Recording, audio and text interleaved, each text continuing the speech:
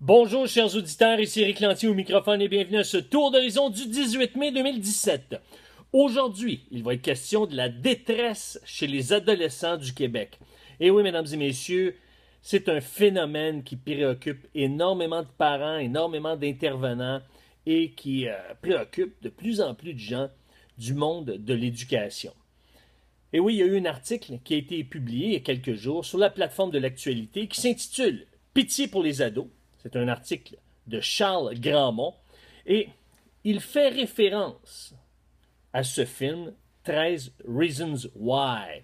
On en a parlé ici au 92,7 de ce film qui est controversé. Ce film, pourquoi? Parce que il relate euh, l'expérience d'une fille qui s'est enlevée la vie.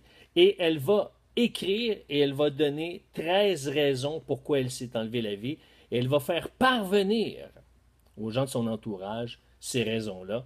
Et c'est après sa mort qu'on va découvrir pourquoi elle s'est enlevée la vie. Et à la toute fin, on voit comment elle s'enlève la vie. Et je peux vous dire qu'il y a des gens de mon entourage qui ont vu cette séquence-là et ils se sont fermés les yeux et ça a été vraiment difficile parce que c'est extrêmement réaliste. Je ne veux pas revenir davantage sur 13 Reasons Why parce qu'on en a parlé déjà dans le passé. Mais ce qui arrive, c'est que ce film-là, évidemment, produit quelque chose d'assez spécial. Il produit quelque chose de spécial, oui, mesdames et messieurs, parce que ça amène des prises de conscience. Et il y a ça de positif. Et ça amène des observateurs du monde de l'éducation, des observateurs du monde de la jeunesse, si on peut dire, à essayer de comprendre ce que vivent les jeunes et à prendre conscience davantage de la détresse des jeunes et comment les aider. C'est pas d'hier qu'on se penche là-dessus. Mais il reste que néanmoins, ce film-là a suscité un genre de signal d'alerte en disant oh, premièrement, on ne veut pas qu'il soit déclencheur euh, de davantage de suicides.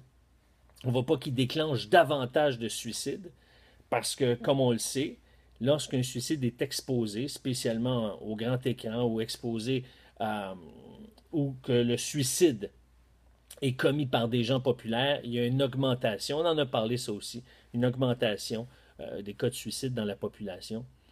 Mais ici, on va se concentrer sur la question de la détresse. Et oui, la détresse que vivent nos jeunes.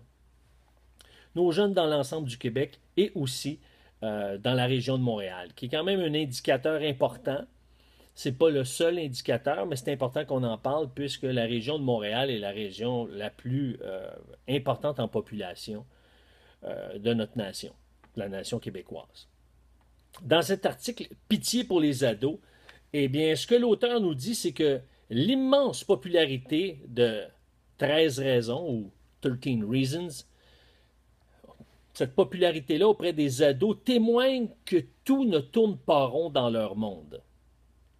Alors, l'immense popularité de 13 raisons auprès des ados témoigne que tout ne tourne pas rond dans leur monde. C'est tellement clair. Souvent, un adolescent va se donner un air, comment dirais-je, un air inatteignable, un air comme s'il était au-dessus de toutes ses affaires, un air comme si rien ne le dérangeait, un air de je m'en foutisme. Mais c'est tellement pas vrai et il ne faut pas se fier à ça. Vous savez que parmi nous, parmi les auditeurs, il y a des gens qui lisent la Bible et Ézéchiel, un des prophètes de l'Ancien Testament, au chapitre 2 et 3, nous parle justement de ces gens-là, de ces jeunes qui ont une apparence trompeuse. Et il ne faut pas justement se fier à cette et il ne faut pas se fier à cette apparence trompeuse. On va nous dire aussi dans cet article que la vie quotidienne d'un jeune sur trois est bouleversée par des épisodes de détresse psychologique liés à l'anxiété. Un jeune sur trois, mesdames et messieurs. C'est énorme. C'est beaucoup. Vous allez me dire, ouais, mais il y en a 2 tiers qui fonctionnent bien. Oui, mais 1 tiers, c'est énorme. Parce que moi, ce que ça me dit également, c'est que c'est pas surprenant qu'on ait eu jusqu'à tout récemment 1 tiers de la clientèle étudiantine qui ne finissait pas son secondaire dans les temps prescrits. Et donc, il doit y avoir un lien significatif entre cette détresse et ces crises d'anxiété qui font rage chez les jeunes. Si vous allez, par exemple, sur une autre plateforme, dans un article qui s'intitule La détresse psychologique des enfants et des adolescents montréalais, l'expression de différentes réalités, et c'est sur la plateforme publication avec un s.santémontréal.qc.ca. Santé n'a pas d'accent ici. Publication avec un s.centremontréal.qc.ca. Il n'y a aucun accent, ni sur santé, ni sur Montréal. Et vous avez accès à cet article-là via ericlantier.net sur l'article sur la publication du 18 mai 2017. La publication d'aujourd'hui, quand je dis aujourd'hui, au moment de l'enregistrement.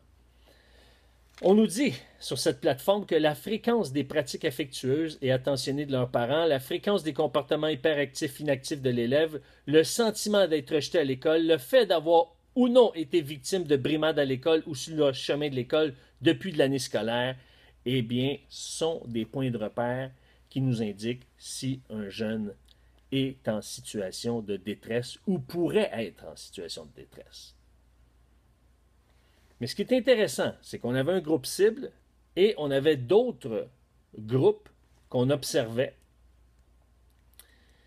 pour pouvoir comparer les comportements.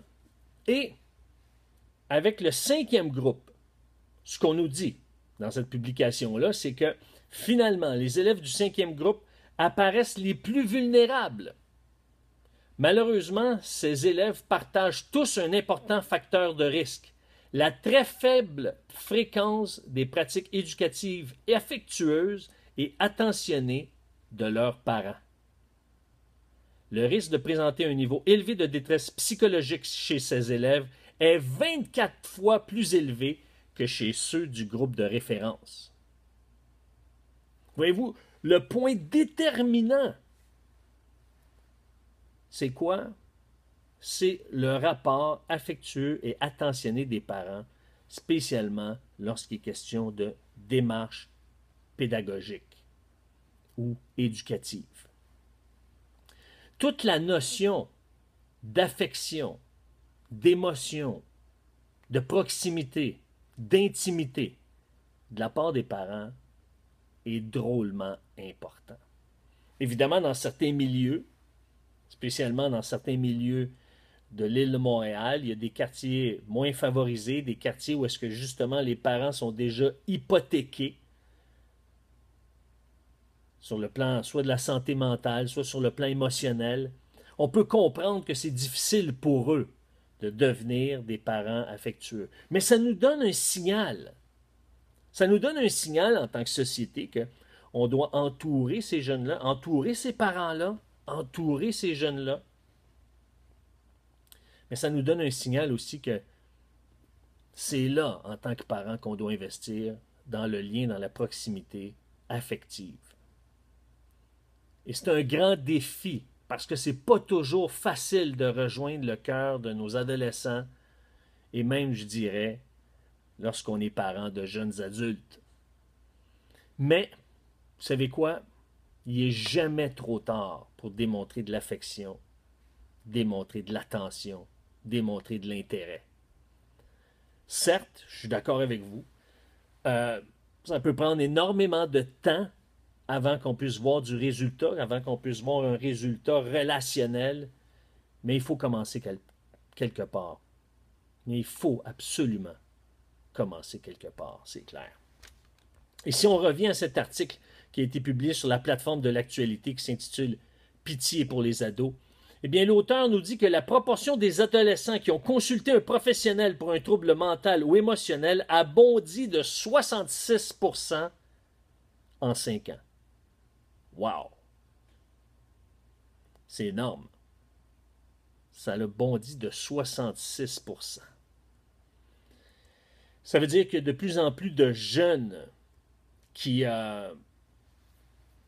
ressentent le besoin de consulter, qui savent que ça ne va pas en eux-mêmes. Une de ces raisons-là, ce n'est pas la seule raison, c'est que on dit que les jeunes portent sur leur épaule une pression de performance, de réussite, qui est plus forte que jamais. Et on dit qu'un Québécois sur 3 voit dans son travail la plus grande source de stress de son existence. 1 sur 4 décrit sa vie en général comme étant stressante.